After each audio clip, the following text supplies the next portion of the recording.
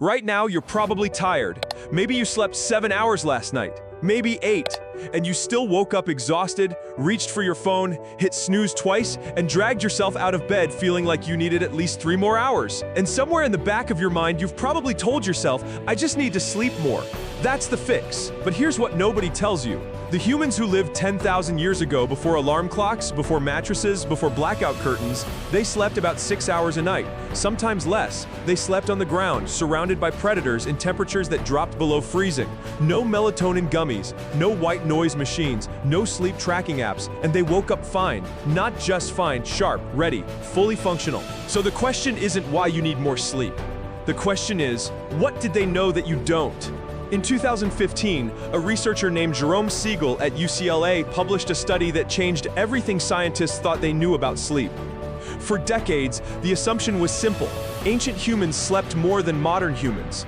They had no artificial light, no screens, no Netflix keeping them up until 2 a.m. So naturally, they must have slept longer. Siegel decided to actually test that assumption.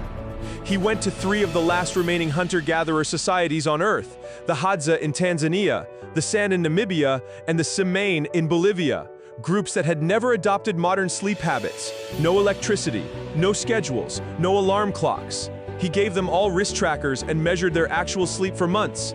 The results shocked him. They slept an average of 6.4 hours per night, not 9, not 10. 6 hours and 23 minutes. Less than the average American, less than most people reading sleep advice on the internet at midnight. And not one of them reported insomnia.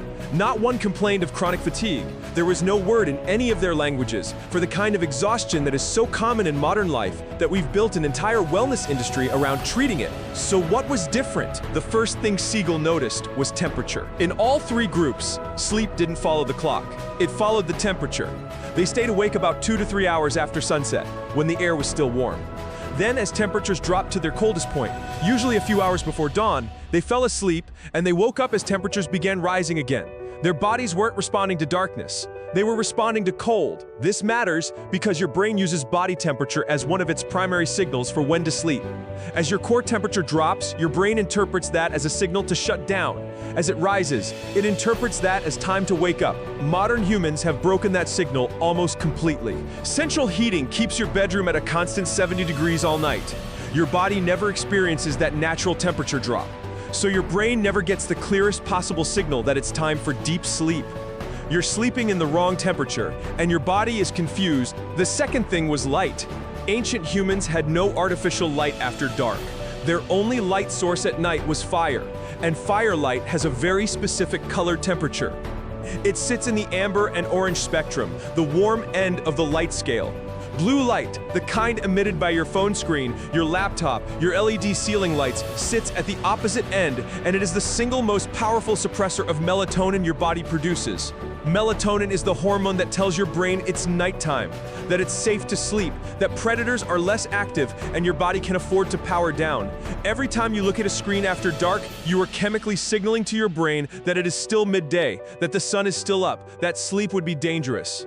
Your ancestors sat around amber firelight for 2 hours after sunset. Their melatonin levels rose naturally, steadily, exactly as their body needed. By the time they lay down, their brain was already 90% of the way into sleep mode.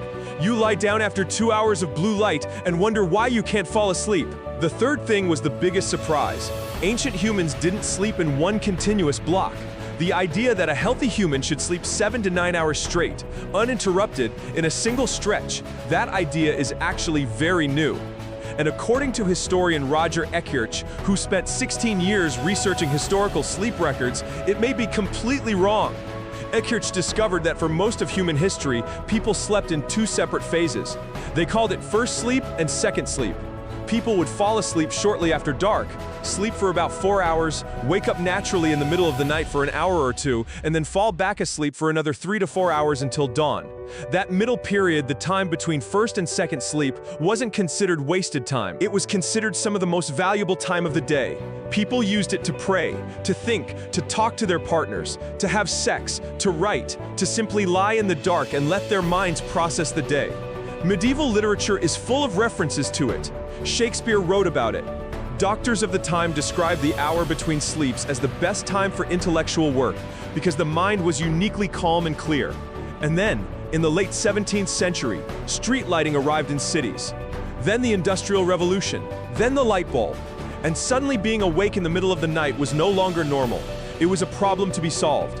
If you wake up at 3 a.m. and can't fall back asleep, your doctor will tell you that's a symptom of insomnia. But Kirch's research suggests it might just be your ancient two-phase sleep pattern trying to reassert itself, your body doing exactly what it was designed to do.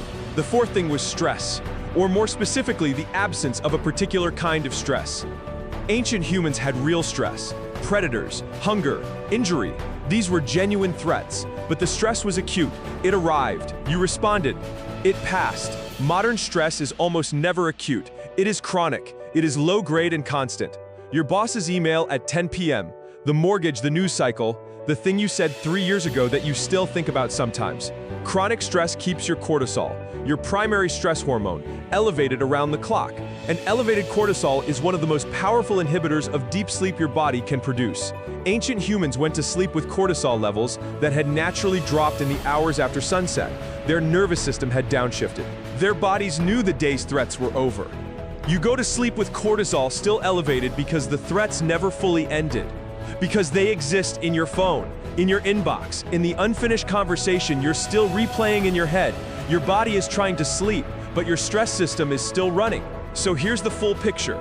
Ancient humans slept 6 hours and woke up rested because every biological signal their body needed was working correctly.